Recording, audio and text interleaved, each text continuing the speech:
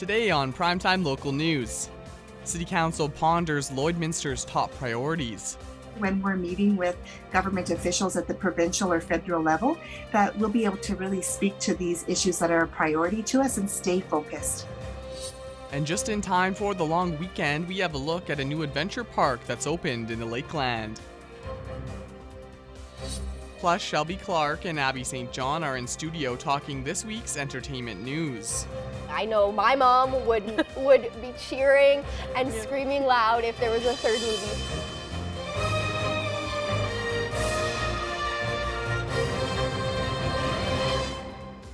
Primetime Local News, serving the Lakeland and Midwest regions.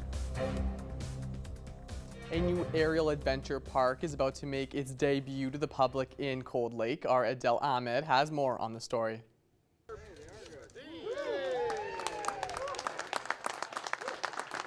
Kinsu Ridge Aerial Adventure Park made its launch with a soft opening.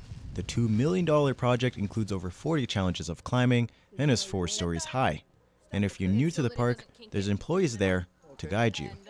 As soon as somebody comes in, we have them come onto a platform. We get you fitted properly into harnesses, make sure everything's good there. Then our instructors and our guides take you to ground school, and they go through the whole process with you, from clipping in to double checking your harness. As for how you can enter the adventure park, you'll have to book tickets online on Kinsu's website, or you can call in as well, as they have time slots available to book. There are 2-hour intervals for our time slots. They start at 10 o'clock in the morning is our first one, and it goes till 12. And then our next one starts at 11 and it goes to 1 o'clock. And then they kind of space out from there. Something that's included in the adventure park is its kids course with a variety of levels and requirements to be met. To 8 years old, you have to be 125 centimeters and then go up to 140 centimeters for that course. The other couple courses, the other 3 levels, the high ropes course is from anywhere from 6 to 10, you must have a chaperone and you must be over 140 centimeters. And then over 10, you're welcome to go on your own. Another cool feature that is included is a place to eat at after the long session of climbing. The other really exciting part of that is we're expanding with our kitchen. There's another place around the community to eat. So there's lots of yummy food in there, lots of different options, all homemade. As for when the park opens to the public, you'll have to wait until June 2nd when the park opens officially. Something that the MD of Bonnyville, Barry Kalinske, is looking forward to. It's exciting. Yeah, I can't wait to see it full of families there this summer. I'll come out and take a peek when it's full of families. It's for the kids. That'd be pretty fun for kids. Adele Ahmed, Primetime Local News. What are Lloydminster's top priorities? That's a question City Council looked to answer this week as they reviewed Lloydminster's advocacy priority list.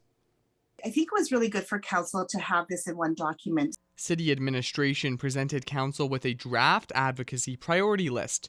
While council has already adopted a 4-year strategic plan, administration thought it would benefit the city to lay out some of Lloydminster's top projects and priorities to focus the city's efforts and improve advocacy to higher levels of government. We've been engaging with community a lot, having great conversations with community residents, with business, with city administration, to really understand where are those areas of influence that we may have and where do we need to really focus our attention. The 3 key areas of focus identified are ensuring provincial support for the arena project, improving health service, and more equitable education funding. The funding model from Saskatchewan Education for the city, the school divisions in Lloydminster, looks a little bit different than it does in some of the other communities. So we're really just working with the school divisions, supporting them to advocate for that fair and equitable funding. Some of the other initiatives that will stay on Council's radar include Saskatchewan's court presence in Lloyd, updating the charter, and Saskatchewan RCMP funding. Seniors housing was also on that list, and Councilor Marin wants to see that include affordable housing in general. There's opportunities for us to advocate for some enhanced services in our community, particularly the rent subsidy program, and we aren't getting as much as we could use in our community, so we wanted to advocate for that. And then also to advocate for some capital maintenance dollars. We didn't receive any in Lloydminster this year. The final priority list will be brought forward to Council for a final decision. Marin says laying out these top concerns will position Lloydminster for success. When we're meeting with government officials at the provincial or federal level, that we'll be able to really speak to these issues that are a priority to us and stay focused until we get those issues addressed. Lots of rain has fallen all throughout Saskatchewan. What are the pros and cons for crop farmers? With all this moisture, our Thomas Wildman has more in the crop report. Today we have Matt Struthers back again to give us the crop report of the week. And so thank you so much for being with us today, Matt. Thanks for having me. And so, Matt, let's hear that report. What has been new and interesting for farmers throughout the province of Saskatchewan? Well, the biggest thing is that we're sitting at 33% of the crop now in the ground. That's ahead of last week, which was 14%. So we've just about more than doubled our progress, but we're still behind the 5-year average of 53%. So behind where we normally are, but we're still in a pretty good spot. With it being at 30%, kind of what factors are factoring into us being a little bit behind this year? The thing that keeps us delayed in seeding, or most of the province delayed in seeding, is just the constant rain that we've been seeing, which is very good. It's very good to see for topsoil moisture for both cropland and hay and pasture, and then also to refill dugouts that are used for livestock. But the unfortunate side is that the rain makes fields too wet to work in, so many farmers have to wait for their fields to dry out before they get in there to seed. And so, Matt, with these unfavorable seeding conditions, what problems would it create for farmers if they have to push that deadline kind of early June to get seed into the ground? What kind of problems would that create for their growing conditions as well as harvesting? So any farmer that's pushed back a little later into the season, if they start seeding in the next couple of weeks here at the end of May into June, then that crop's going to be growing a little bit longer and then have some adverse conditions to grow through come harvest time. It's open to a few more issues down the line, but that's kind of the future, and we can't really tell what's going to happen. So there could be issues, but there also couldn't be issues, if we had a perfect year or whatnot. But so it's hard to say. Certainly, there's still a lot of time to get seed in the ground. I know the cutoff for crop insurance is around June 20th for coverage. So there's still plenty of time to get seed in the ground. All we need is the rain to stop and some nice sunny days to dry those fields out. And so we've been talking a lot about moisture today, and which parts of the province has been seeing the most moisture, and has it been good in some parts, or have we been hoping that the moisture would stop in some parts that have been really receiving a lot of moisture recently? Unfortunately, the rain has been heavier in the east, where we've been getting more rain at the beginning of this year. But the west did receive some rain, kind of around the Outlook area, towards Kindersley got a little bit of rain, and then a little farther to the southwest. So that's good to see. The area that got the least amount of rain this past week was the northwest. So they'll be taking advantage of that and getting a lot of seed in the ground. But once they do get seed in the ground, they'll certainly need more rain in the coming weeks. Thank you so much for being with us once again, Matt, and we look forward to the report next week. Awesome. Thank you very much. You take care. Now it's time to toss it over to Shelby Clark, who has another look at a long weekend weather forecast.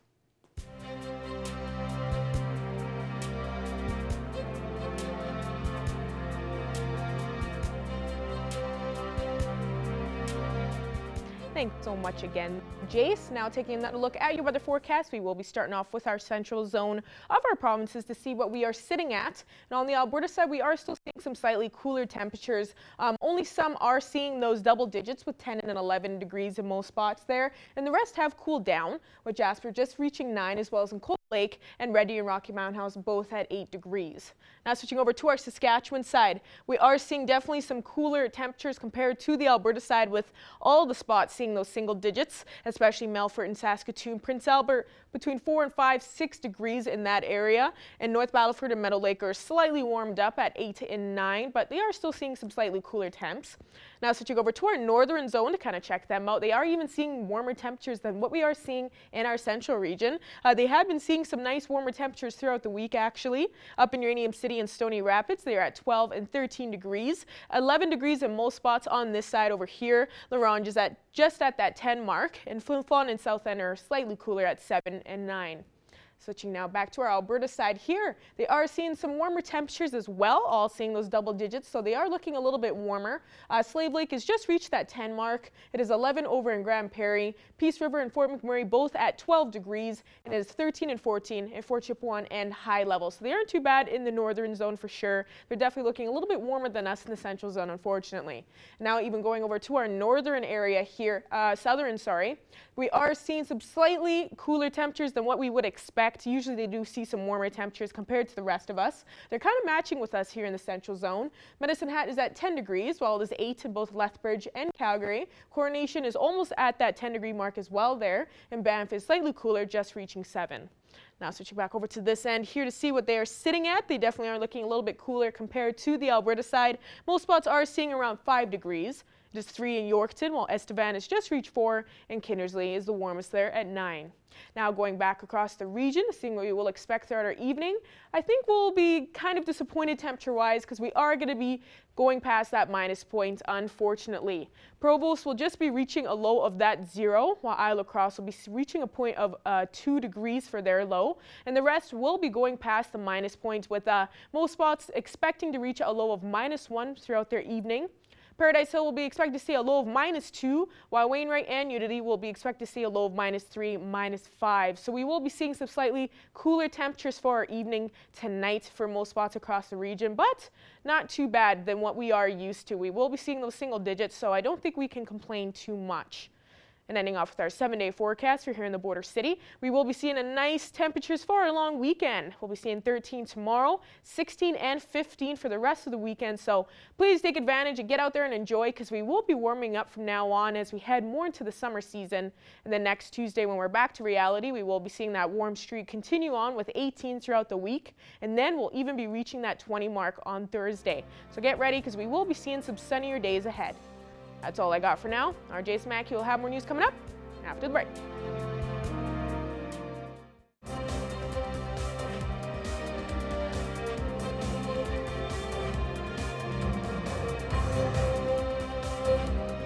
I'm so pleased to be joined today on Primetime Local News by Robert Young from the Writers and Rockers Coffee Company. This is such a unique venture. First of all, thank you very much for joining me, Robert. Thank you. It's a pleasure to be here. Well, let's talk about this. You have some very unique names for the coffee, and it's a blend of people who obviously are authors like yourself, and some rockers as well, specifically Canadian. You've got some named after Harlequin, Haywire, Todd Kearns, who's well known in the Canadian industry. How did this all start, Robert? I'm an author, and I mean, jokingly, I needed an excuse to not write my next book. But the last book I did write, I was posting on social media about how much coffee I was drinking, and someone suggested you should start your own company. And I do. I drink a lot of coffee, and I love it.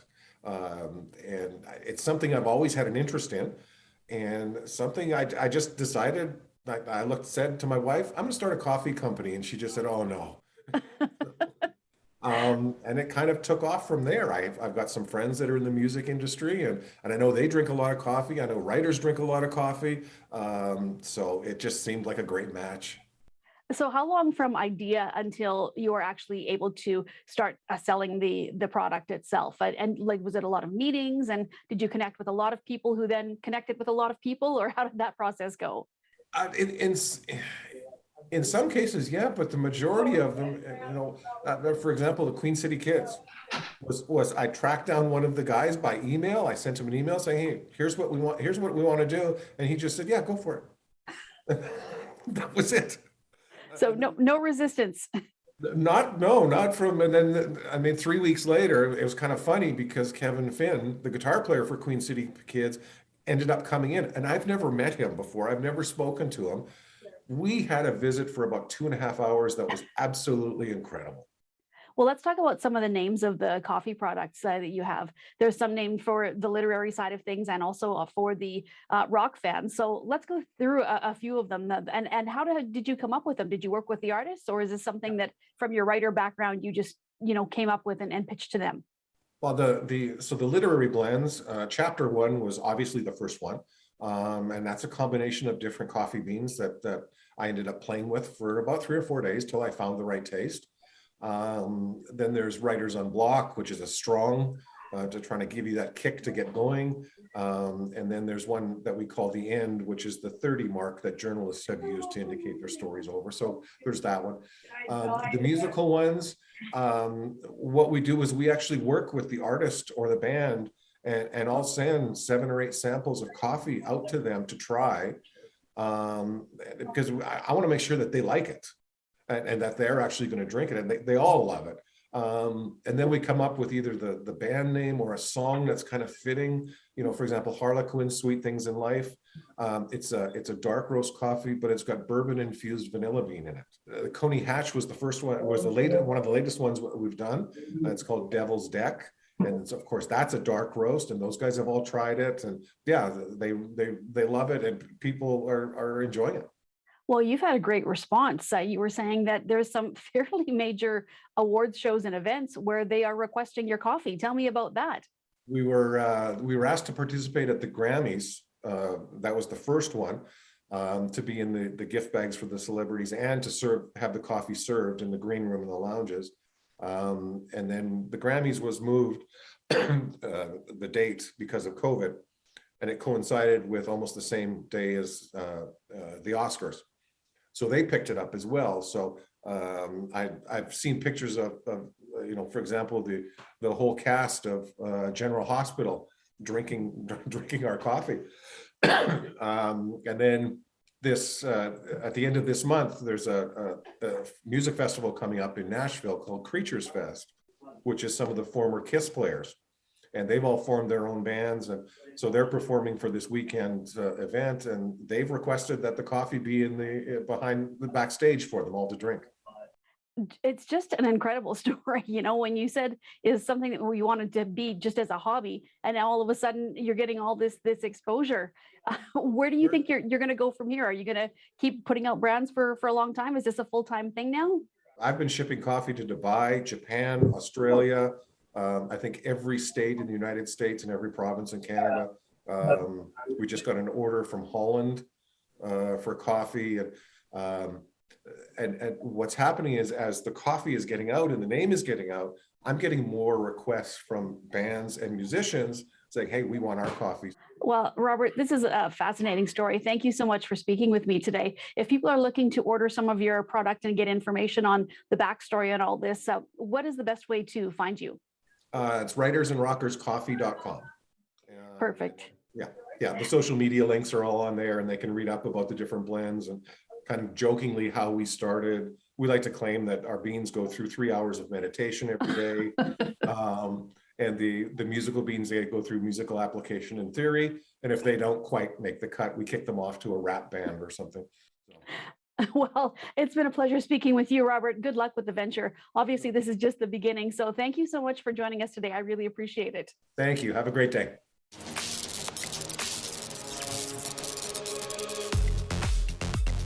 The latest trends in spring and summer fashions are going to be on display coming up on Wednesday night at the upcoming Lloyd Style Downtown Fashion Show. This show is going to be a fun night out and a very important fundraiser, with funds raised going to the local food bank and also to Grace United Church outreach programs. The event is being held at the Grace United Church Hall with high tea starting at 6:30, and then the fashion show will get underway at 7 o'clock. To get your ticket, you can stop by Dawn Interiors and Fashions in downtown Lloydminster. Lloyd Comp High School Fine Arts Program is proud to present Freaky Friday, the musical. When an overworked mom and her teenage daughter swap bodies for 24 hours, it could be a little bit of chaos as they try to fill each other's shoes. This show features talented students from our area, and you're going to see this timeless classic brought to life on stage at the Vic Juba Community Theatre next weekend. Opening night is coming up next Friday night. Get all the details and get your ticket now at vicjubatheatre.ca. And the Connect Club of Lloydminster is gearing up to host Yoga in the Park. It's a fundraiser for Cystic Fibrosis Canada, and their first yoga session is coming up next week. To get all the details and to get registered, just visit the Connect Club of Lloydminster on Facebook. Well, whatever you choose to do this weekend, we hope you stay safe and stay healthy.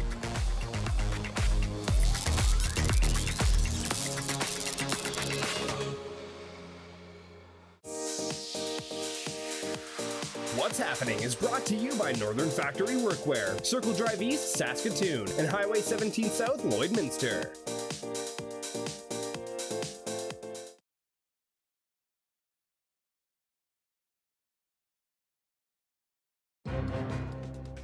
Furniture set and design supplied by Furniture Gallery and Furniture House, downtown Lloydminster. Joining us for this week's entertainment panel is the classic Abby St. John. Thank you so much for taking the time to be able to come in studio and speak with us. Of course, no worries. Now, we got some good topics on the go for this week. And starting off, She-Hulk Attorney at Law. Now, there is a lot of talk on this right now, of course. You know, even some people were saying, the most talk on it, unfortunately, is like some people were saying that it has to do with the CGI, the way it kind of looks. The trailer was dropped earlier this week, and it looks like an interesting trailer. Like, it definitely is like a different kind of superhero type that we haven't really seen, I feel like, in the Marvel Universe yet. Like, we have Hulk, of course, and we saw that Bruce Banner is in the trailer. We even saw Tim Roth coming back, and he was the Abomination. I love the Abomination. I just thought that was like a really good fight scene in The Incredible Hulk. But it looks like it's going to be interesting with this She-Hulk Attorney at Law, how they're going to try to kind of transition with her being like a lawyer, then also being, I guess, a Hulk now. Yes. So it takes place, like you said, after everything that's happened, and it follows Jennifer Walters, who is Bruce Banner's cousin. And she ends up gaining Hulk's abilities because she needed a blood transfusion after an accident, and Bruce was a match to hers and gave her that blood transfusion to save her life, which in turn gave her the Hulk's abilities. Now, she's played by Tatiana Maslany, and I'm really excited to see what the show has in store. It's very interesting because throughout the trailer, she's a lawyer, and that's what she wants to be. She wants to be a normal lawyer, but now she has to deal with these abilities that she gained from Bruce, and she has to learn how to control it. And they show in the trailer him helping her kind of control it and trigger it so that she can turn it on and off like he has gained over the years. So he's definitely going to play a big role in this show, which is very exciting because, yes, we've seen Bruce Banner in a ton of other Marvel movies, but the focus hasn't always been on him. Besides, you know, his standalone movie, which Mark Ruffalo wasn't even in. So it's going to be interesting to see more in depth of his character and the Hulk's character as the show is formed around the Hulk. So that's very exciting. Now, another actress that we will be seeing first on screen for the first time, Jamila Jamil, is playing Titania, which will in turn be She-Hulk's enemy and, you know, will have caused some issues. I don't know, we don't know too much about her role in it as yet unless you've read the comic books. And on the CGI, yes, it looks very disappointing. However, CGI is always one of those last edited things. Like we saw in the Moon Knight trailer, people were coming after the CGI for his costume. But in the show, it looked fantastic and you didn't really see any issues. So I have no worries that it's gonna look fine when the show is released. I agree, and even like with the plot line and everything having to do with her story, I think even if the CGI happens to be a bit disappointing, it's still gonna be a fantastic show because everyone's just gonna like it more for the storyline compared to how she looks. I think some people I even saw online were saying like that has to do with like, you know, of course with Bruce Banner and his Hulk, it's a little bit different. Like, you know, now after he transitioned, he kind of was like, he used to be like this big scary Hulk that he couldn't control, and then he could control it, but then he also changed into half Hulk, half Bruce Banner. So it's interesting that the fact that she finally turned into She-Hulk, now she is like almost half what is Jennifer? Half Jennifer, half Hulk. So it's kind of interesting because it's like, how come some people are wondering how come she's not this giant Hulk that, you know, goes crazy and stuff like that too. So I think it's going to be interesting if they do, kind of change up that CGI right before it comes out. But overall, I think it's going to be excellent, and I'm excited to watch it. So. Me too. Now, next topic we got on the go, a little bit different than She-Hulk, a lot more different. Now, Downton Abbey, and it's called A New Era. This is the second movie in the they're doing like a trilogy of movies, right? Or is this going to be the last kind of movie? I'm not entirely sure if there's a third movie projected. However, with the success of the first one and already success on the second one, and it's only been released this weekend, I think that they would do for a third movie. I know my mom would be cheering and screaming loud if there was a third movie. So I wouldn't be surprised if they did do a third movie to kind of maybe even wrap up the Downton Abbey series. But we'll see. So far, we've seen some good reactions to this one. It's certified fresh on Rotten Tomatoes currently at 84% critic rating, has a 98% audience rating. So the audience members who have already seen it are really, really enjoying this movie, which I think is exciting. You know, the series had garnered a ton of awards, including 7 Emmys, a Golden Globe, plus a ton of nominations on top of that. So I think that the series kind of underrated. Not a lot of people talk about it, and then the film came out, and I think people, you know, were getting more excited into what Downton Abbey is, and you know how it's a fantastic drama series. So I think this is going to cause a lot of traction for Downton Abbey and maybe get some new fans into it as well. Yeah, especially with this second one, you know, we're already seeing online with the articles and whatnot, like how strong that kind of first kind of premiere of it already was, of how much traction it was getting. So I think this weekend it will kind of get the get what it deserves, you know, for like that attraction, like you were saying, that a lot of people might hop onto it. Like personally, I've never watched it. I've always thought it looked like a good drama. Like, and it's one of those shows that I feel like once I start it, you're gonna get hooked onto it. So, but you know, with it spanning like those 6 seasons, I think all the fans of it so far from watching that on TV are super excited to know that the second one is coming out already this weekend, and almost feels like time flew by. So yes, I know my mom has been antsy to see this movie, and I know her and my sister are going to be seeing it. You know, the success of the first one, it made almost $200 million in the box office, has an 84% critic rating on Rotten Tomatoes. So, you know, showcasing what Downton Abbey is about. You know, the returning cast members are all in it, including Maggie Smith, who is just fantastic. I like her any a lot. role she does. I'd watch it just for her, honestly. Yes. So I have no worries that this is going to be even more successful as the weeks go on, with it still being in theaters. Yeah, I think it's going to be exciting for all the fans out there, and I'm sure they're going to be really pumped to go in the theaters and check it out, and it's going to be good. But that's all the time we have for this week's entertainment panel, unfortunately. Once again, thank you so much for joining us today, Abby. Of course, thank you.